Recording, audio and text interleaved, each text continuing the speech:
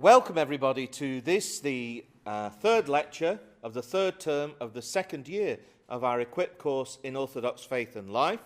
And the title of this lecture is Martyrdom and Monasticism from the 1st to the 7th centuries. First of all, Father Emmanuel will begin the first half considering what is martyrdom and the forms of martyrdom that we encounter in those early centuries. So, what is martyrdom? The word martyr is from a Greek word meaning witness. And a martyr was originally a witness of Christ's resurrection, as set out in Acts chapter 1, verse 22. And in Acts 1:8, this witness received power when the Holy Spirit came upon him or her. Thus, when Christians face persecutions, as the Gospel of Mark says, when they bring you to trial and deliver you up, do not be anxious beforehand about what you ought to say, but say whatever is given you in that hour, for it is not you who speak, but the Holy Spirit. Acts 13, verse 11. For the first 300 years of Christian experience, until Constantine stopped the persecution of Christians after winning the Battle of the Milvian Bridge at Rome in 312, Christians regarded the martyr's task in the time of their trial to be, above all, one of witness, martyria, or public confession of the faith, as set out by Father McGuckin in his remarkable The Patristic Handbook to Patristic Theology, for which he wrote all more than 400 entries. So those Christians who witnessed Christ's resurrection, whether that witness was immediately after the crucifixion or on the day of Pentecost, or in later years, in their minds, achieved the most complete conceivable fullness of being. As Hilary of Poitiers, who lived from about 315 to 367, reflects in a commentary on Mark 13:13, and I quote, "It is neither a blessed nothingness that awaits us, nor is non-existence the fruit, nor annihilation the appointed reward of faith. Rather, the end is the final attainment of the promised blessedness. They are blessed to endure until the goal of perfect happiness is reached, when the expectation of faith reaches toward complete fulfillment. Their end is to abide with unbroken rest in that condition toward which they are presently pressing." So this theme of blessed is he that endures to the end is a foundational theme for understanding early Christian martyrdom. This was the experience of the proto-martyr, the first martyr, the Hellenistic Jew Stephen, according to tradition, the first deacon, as set out in Acts 6 and 7. As Stephen was being stoned about 35 AD, he gazed into heaven, as Acts 7 puts it, and saw the glory of God, and Jesus standing at the right hand of God. And Stephen died confessing Christ, praying, "Lord Jesus, receive my spirit." Acts 7, verses 55 and 59. So in his life and his death, Stephen, like Jesus, was a servant leader. Well, why be a martyr? What is going on here? What were the early Christian martyrs thinking? What was the early church thinking? What were the persecutors thinking? Three very different questions. What were the early martyrs thinking? Secondly, what was the early church thinking? Third, what were the persecutors thinking? These are tough questions, but there are concise answers. Today we sometimes forget that, as the blunt entry on martyrdom in the Oxford Companion to Christian Thought put it, Jesus was controversial even in death. The witness for Jesus was involved in conflict and met skepticism and more hostility. So in the context of why be a martyr, let's consider first the attitude of the early Christians to martyrdom. Before 312 AD, the decision to become a Christian often meant risking your life. The long catechetical process taught you rightly that you would gain a new life spiritually and practically, but you usually knew that by being baptized, you also risked your life. And if you were not aware of that possibility, when you were baptized, you were often made aware of it when you were asked to either renounce your newfound faith or to die. The choice was that simple.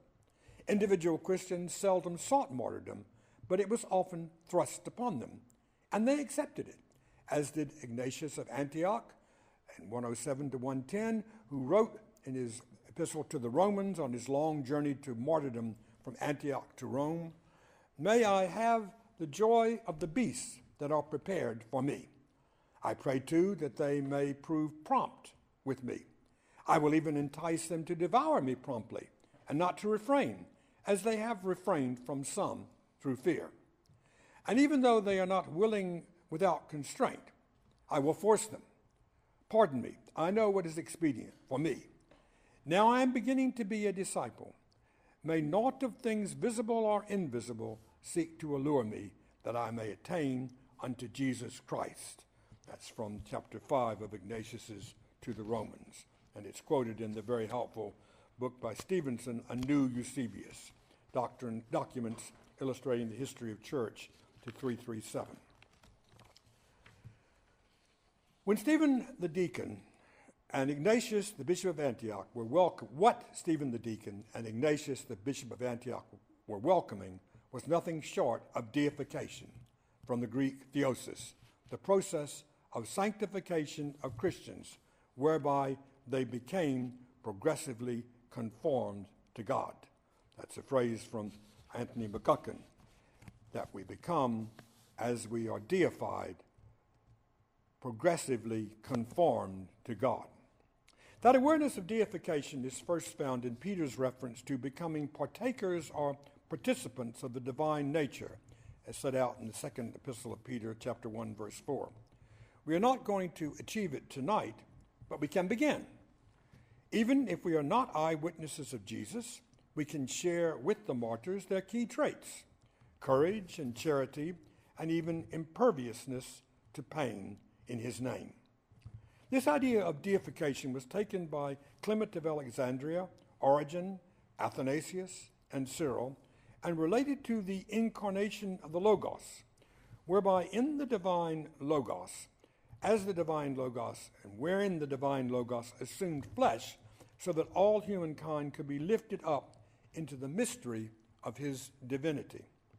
So the incarnation, the resurrection, and the ascension of Jesus Christ are all part of a pattern. The incarnation, the resurrection, and the ascension of Jesus Christ are all part of a pattern in which Jesus Christ shows that what he is by nature, we can become by grace. What the early fathers were seeking, what many martyrs were hoping for, what we still seek today is oneness with God. The Romanian theologian, Father Dumitru Staniloae, suggests that, and I quote, "The goal of Orthodox spirituality is, quite simply and explicitly, the perfection of the believer by his union with Christ." The goal of Orthodox spirituality is, quite simply and explicitly, the perfection of the believer by his union with Christ. In summary, then, the early Christian martyrs were seeking to be and to become one with God, and they often achieved their aim at the cost of their earthly lives. Well, let's consider then now the attitude of the early church toward martyrdom. What was the church thinking? That adage, "the blood of the martyrs is the seed of the church," is certainly fulfilled in the conversion of Saul, who had participated in Stephen's death. But the church had to be careful. At times, unbalanced people embraced martyrdom as a suicidal wish to reject life itself. So, as the entry in the Oxford Companion to Christian Thought reflects, the church could not disown martyrdom, but it nevertheless needed to control its immense spiritual power. Martyrdom was not to be sought. Indeed, it was legitimate to flee in persecution to avoid being martyred if faith was not at stake. A martyr also had to be orthodox, to be dying for the true faith, if the martyrdom was to be of value. Although the early church did not wish to encourage martyrdom, she did recognize the need to, as Father McGuckin puts it, to preserve a formal record of the martyrdoms of the Christians who had been executed on account of their faith. A group of texts known as the Acts of the Martyrs was often read in churches, and according to St. Augustine, was overshadowing the reading of the gospel. These testimonies, written for the church's edification, were certainly dramatic.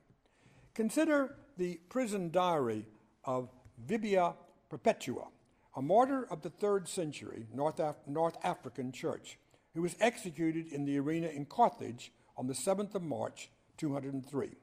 She has given us one of the earliest pieces of writing by a Christian woman, an outstandingly authentic description of being martyred. She wrote, "Another day, as we were at a meal, we were suddenly snatched away to be tried, and we came to the forum. Therewith the report spread abroad through the parts near the forum, and a very great multitude gathered together. We went up to the tribunal. The others being asked confessed their faith as Christians. So they came to me, and my father appeared there also with my son, and would draw me from the steps, saying, 'Perform the sacrifice, have mercy on the child.'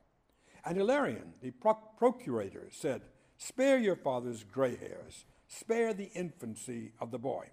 Make sacrifice for the emperor's prosperity.'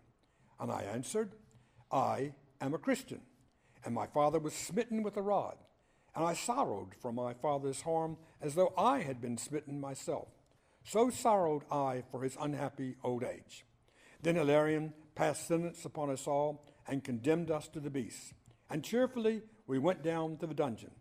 Then, because my child had been used to being breastfed and to staying with me in the prison, straightway I sent Pomponius, the deacon, to my father, asking for the child. But my father would not give him. And as God willed, no longer did he need to be suckled, nor did I take fever, that I might not be tormented by care for the child and by the pain of my breast." She then told of some remarkable dreams and concluded, "And I awoke, and I understood that I should fight, not with beasts, but against the devil. But I knew that mine was the victory. Thus far I have written this till the day before the games, but of the deed of the games themselves let him write who will." End of quote. Martyrdom was such a great testimony of faith that in terms of salvation it qualified as a type of baptism in blood for those catechumens and others who confessed Christ unto death. In Epistle 73, St. Cyprian wrote of the most glorious and greatest baptism of blood. In the City of God, 13:7, St. Augustine declared, and I quote, "When any die for the confession of Christ without having received the washing of regeneration, it avails as much for the remission of their sins as if they had been washed in the sacred font of baptism." Accordingly, the martyrs were held to have passed straight to paradise on their deaths. They were also granted a perpetual remembrance by the faithful in that their relics were often interred in the altar tables of the churches. This practice probably originated in Rome, where the tombs of the martyrs in the catacombs were served as tables when Christians met and offered the Eucharist in secret. We should recall that the persecution of the church lasted for nearly 300 years, but with varying levels of severity according to the place and time and the varying political and religious policies of individual Caesars. So let's consider then the attitude of the early persecutors. The persecutors, both the emperors and ordinary people, who at times formed mobs to kill Christians, were puzzled by these strange people who refused to worship the Roman gods and affirm the power of the emperor. Indeed, at times the emperors felt threatened because many emperors aspired to advance to the rank of deity and be worshipped. The first imperial persecutor, Nero, executed Peter and Paul and later many other Christians because of and by a strong wish to be seen to be doing something in response to the immense fire of Rome. From Nero's viewpoint in AD 64, the Christians were an ideal target. Because they were already suspected as a foreign group that did not worship the many Roman gods. And that story is readily available freely on the web. So there were further significant government-sponsored pogroms under a long list of emperors.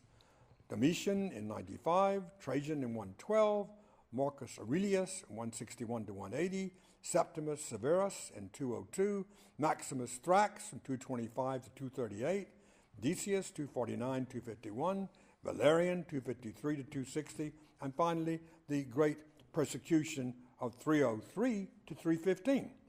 Intermittently, for some 300 years, until Constantine gained full control of the empire, Christians were persecuted because, as the pagan apologist Celsus argued in AD 178, they were seen as taking secret oaths to support one another and undermining Roman values by negating the gods and refusing public service.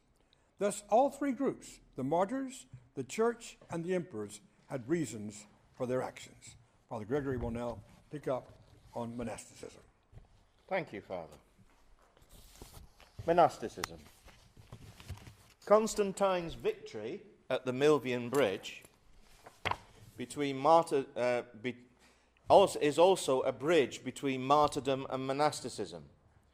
With Constantine's affirmation of Christianity as a legalized religion in the whole of the Roman Empire by the Edict of Milan, the path of martyrdom was largely removed for many centuries. So, how were Christians in the 4th to the 6th centuries to demonstrate their commitment to Jesus Christ, if not by martyrdom? Some experienced a call to the monastic life. Who is a monk? It is hard for us today to believe that the early monks were, quote, not scholars or clerics, wealthy or with positions in society, but just ordinary people who were sincerely concerned to live out their understanding of the gospel. That's from Benedicta Ward's book, The Desert Fathers, Sayings of the Early Christian Monks. The men and women who became monks chose to be ascetics, to abstain from physical comfort and pleasure. The root of the word ascetic is the Greek word askesis, which means athletic training.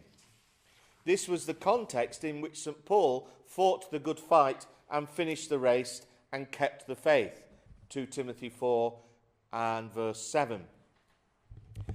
Sister Benedicta Ward's powerful definition of a monk, written more than 30 years ago, remains relevant to both men and women of any century. She says, the monk is a baptized Christian who makes his whole life a detailed and specific response to the gospel to the exclusion of all other interests and responsibilities. His aim is to receive Christ in the center of his being by the power of the Spirit, to act in him for the redemption of creation. This, therefore, demands a radical and visible break with the world in order to enter into the eternal moment of the cross of Christ and to be made thereby into the new Adam. Basic to this way of baptismal life is continuous meditation on the Scriptures, both in solitude and in the corporate worship of the liturgy, unquote. So the monastic life becomes, in Benedicta Ward's phrase, a special form of baptismal commitment. However, a true monastic theology is not, and again quoting, a dualistic theology with a rejection of matter implicit in its renunciation, unquote. On the contrary, the decision of a person to become a monk does not imply a rejection of the material world.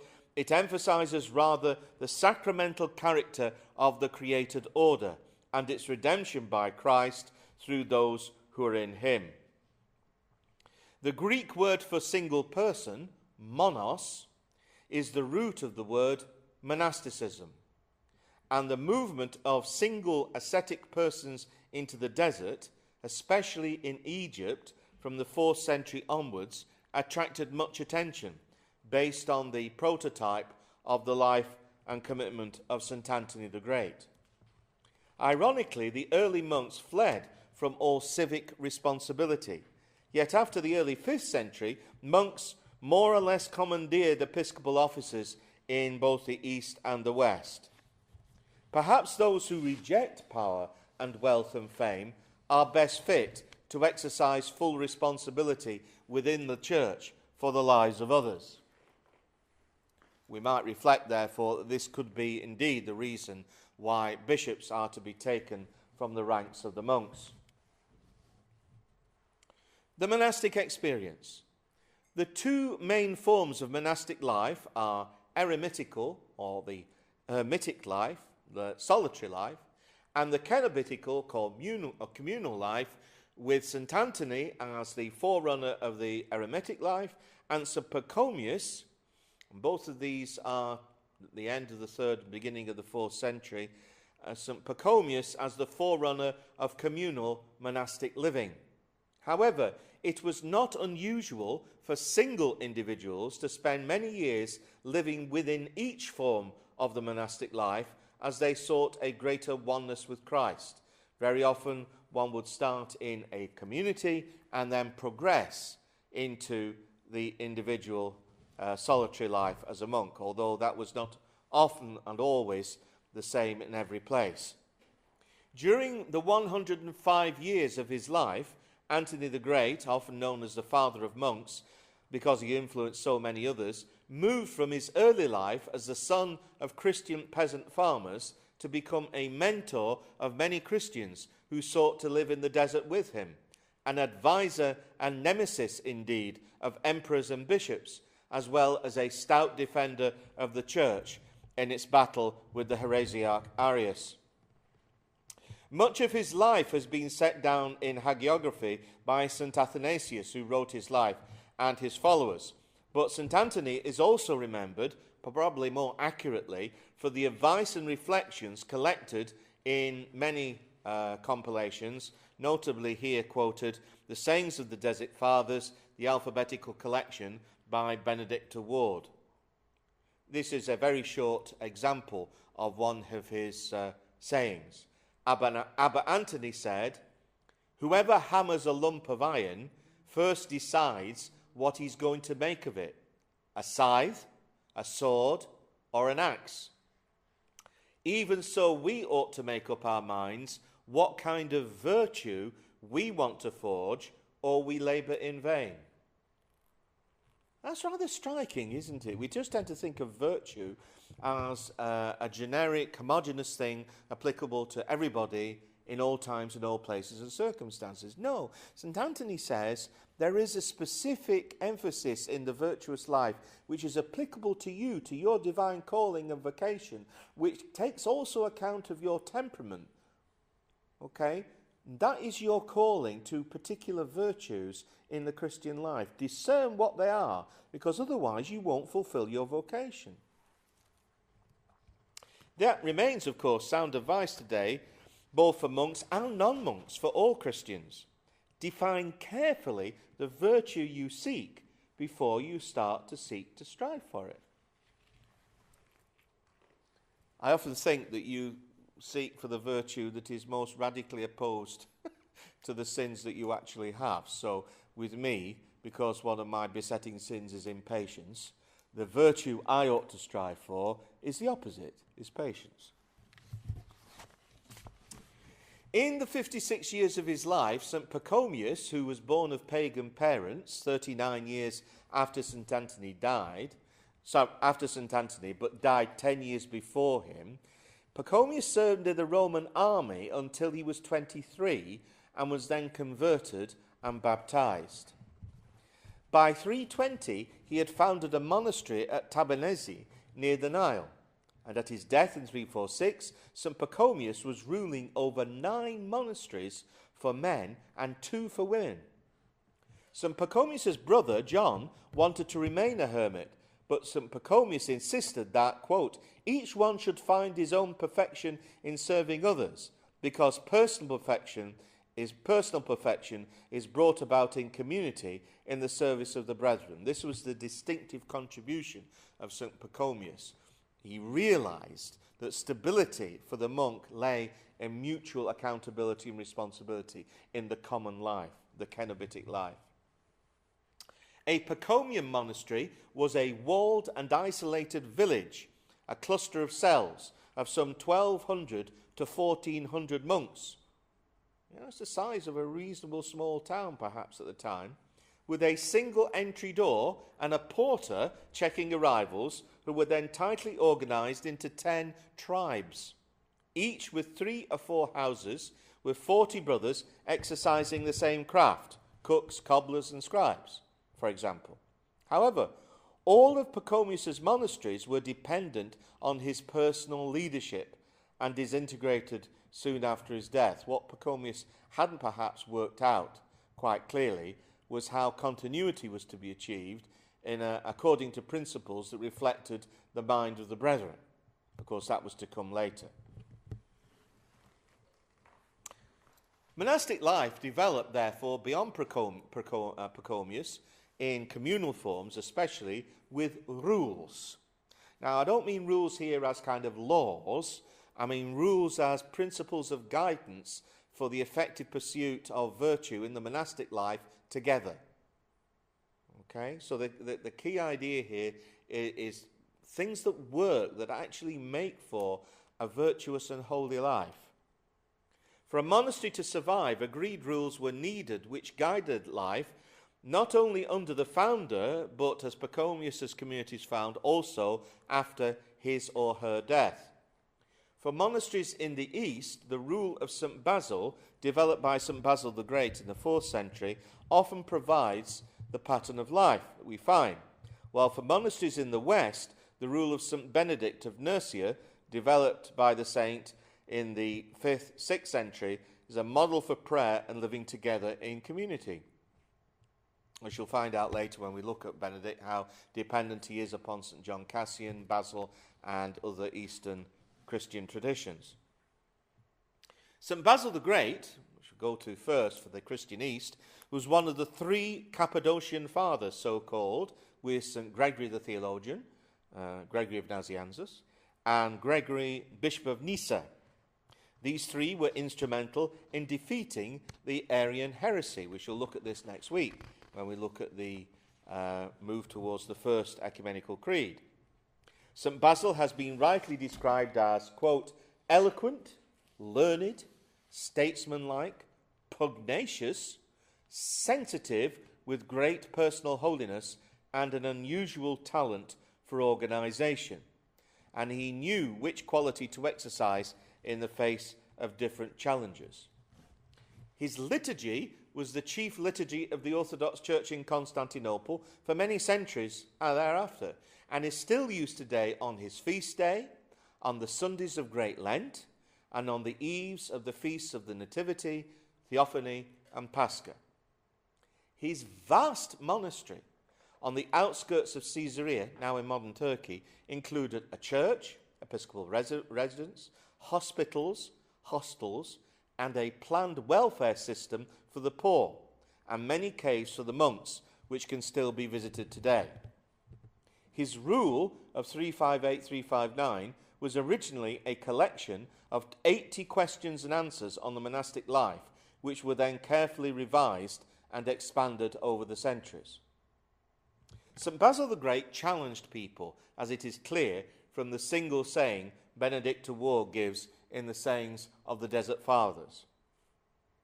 One of the old men said, when St. Basil came to the monastery one day, he said to the abbot, have you a brother here who is obedient?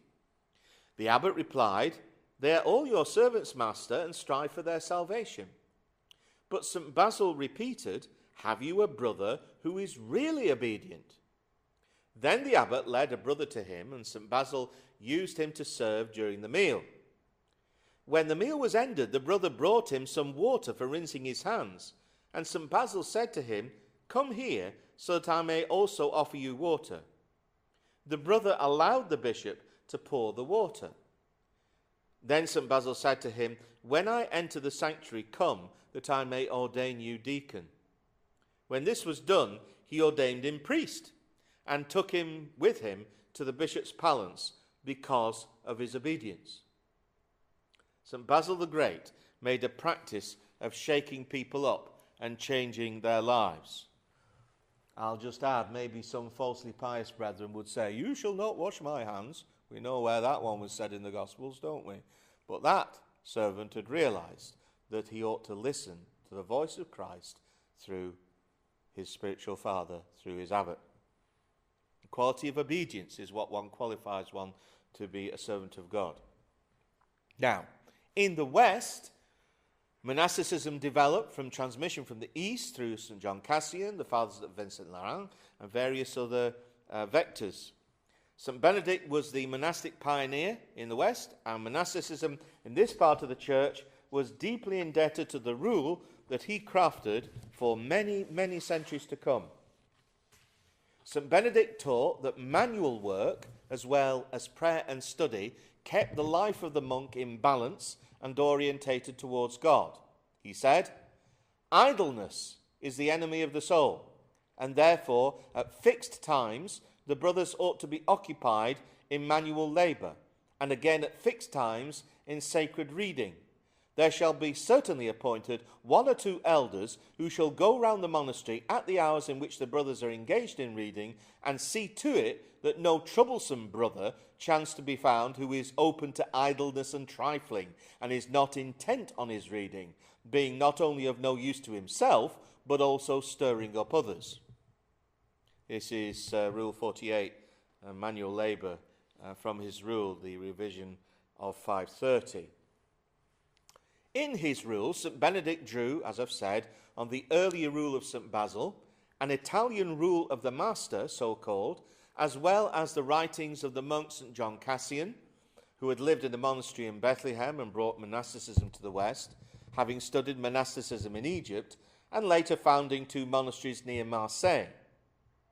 The rule of St. Benedict is safeguarded and applied by an abbot, chosen by the monks with full authority, who is directed to take counsel and to care for the individual. The chief task and central act of a Benedictine community was originally, and remains today, the saying of the divine office, which is combined with private prayer, spiritual reading, and work. The Benedictine nun, Margaret Truran, has commented that, quote, "The teaching in the rule is experiential and has to be lived to be understood. The monk is handed the gospel as his guide, provided with basic Christian and monastic maxims as tools of good works, and given instruction, supported by Scripture, on the traditional monastic discipline of obedience, silence, and humility." This is in a book by Adrian Hastings, which is referred to in the transcript, which our listeners can refer to. Strikingly, the very first rule suggests that monks should live as hermits, not in the new fervour of conversion, but only after, quote, "the long probation of life in a monastery, in which they have been well prepared in the army of brothers for the solitary fight of the hermit against the devil." This is from the online medieval sourcebook, The Rule of St. Benedict, which may be referenced at the URL in the transcript. So this is what I referred to earlier, that eventually, although monasticism started off as individuals going into the desert, eventually experience taught the church that the safest and most sure practice was for new postulants, novices, to come into a community to learn what the monastic life involved, and only when sufficiently mature to leave the monastery for times and then for longer periods to pursue the solitary life, returning very often, of course, to the community for major feasts, and more especially for the Nativity and Pascha. All of these manifestations of monasticism in both the East and the West have grown from the experience of the first monk to achieve historical recognition, St. Anthony. Here was a man who visited a church in Egypt where he heard the words as a young man, "Go and sell all that you have and give to the poor, and come follow me." He heard that verse, that key text in the Gospel, in the liturgy, read just on one ordinary Sunday morning, and it totally changed his life, and it totally changed the church. He applied the words to himself, first and foremost. He did what the Lord required of him. The impact of a monastic rule has been to create and sustain a form of life where dependence upon God is to be a felt reality. And so, we conclude by summarising what we have discovered. Consider the relationship, therefore, between martyrdom and monasticism. It's very much a unity. Through martyrdom, martyria, a person seeks deification, theosis. A person, monos, embraces asceticism, both as a martyr and as a monk. Yet to achieve theosis, the path to martyrdom certainly goes through ascesis, and the monos seeks to move beyond ascesis into theosis. Therefore, it is appropriate to see clearly that both the martyr and the monk are seeking deification through asceticism. And that's quite a challenge. Of course, the life of the martyr gave over to the life of the monk when the persecutions ended. Now, it is very much in keeping with the challenge that faces us all that Metropolitan, now John, Patriarch of Antioch X, in his enthronement address in Europe in 2008 said, and I quote, "True Christian life consists in embarking on the adventure of transformation of the self. It also consists in the inclination of the heart, the call for renewal inside the church, and in serving the people in whom he, that is Christ, has chosen to dwell." Both the martyr, end of quote, both the martyr and the monk seek to transform the self and thereby serve the church. Even if we choose not to be monks, you don't make a choice to be a martyr, by the way, it's thrust upon you, we can still progress in our lives as Orthodox Christians. I close with the challenging reflection of Father Dumitru Staniloae again, making it more personal by changing his they to we. Of course, Christians in the world cannot exercise such radical self-control, he says, as monks. But we too can practice a certain amount of moderation, which as it grows can in time equal monastic self-control. We go slower, but we can get just about as far. If we are lacking in the toils of our own choosing, God compensates for it by giving us more troubles to bear, the unchosen burdens and obligations of life. If we accept them, that is, these toils and troubles, with patience, we can be purified from our passions almost the same as monks. If self-control is more of a virtue of monks, patience is more that of lay people, although neither one should totally forget the virtue of the other." Unquote.